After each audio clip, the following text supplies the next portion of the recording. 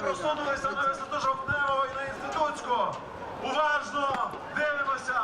Це вже наша перемога. Ми просунулися вперед, але будьте уважні. Meidani არ წდება დემონსტრანტებს არ დაუტოვებიან კიევის ცენტრი მიუხედავად იმისა, რომ გავრცელდა ინფორმაცია ხელისუფლებასა და ოპოზიციის წარმომადგენლებს შორის შემდგარ შეთანხმებაზე ეგრეთ წოდებული ზავის შესახებ, რომ შტურმი არ იქნება და ცეცხლი შეწყდება.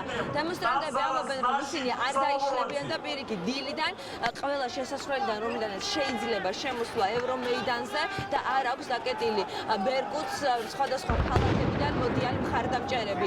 დილიდან ჩვენ ვყოფებით ევრომეიდანზე და დაახლოებით ბოლო 9 საათი განახლდა სროლა ევრომეიდნიდან და ხუთის მიმართულებით ასევე პირიქით ისვრიან მანათობლებს საპასუხოდ კი დემონსტრანტებმა განაახლეს საბურავების დაწოდება ხედავთ კადრშიც რომ მთელ მეიდანს შავი კვამლი ასდის.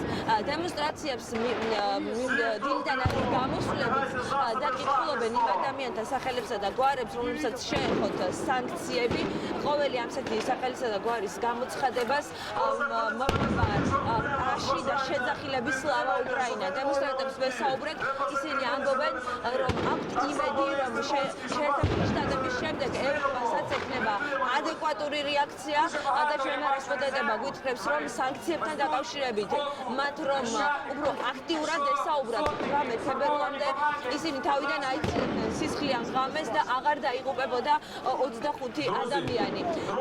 და მოვისმინოთ კომენტარები, რომლებიც კეთდება დილიდან დემონსტრაციაზე კონკრეტულად იმ ზავთან დაკავშირებით, რომელიც ამ ეტაპზე არსებობს და ასევე იმაზე თუ რასელიან კიეველები დღეს ბრიუსელში დაგეგმილი შეხვედრიდან.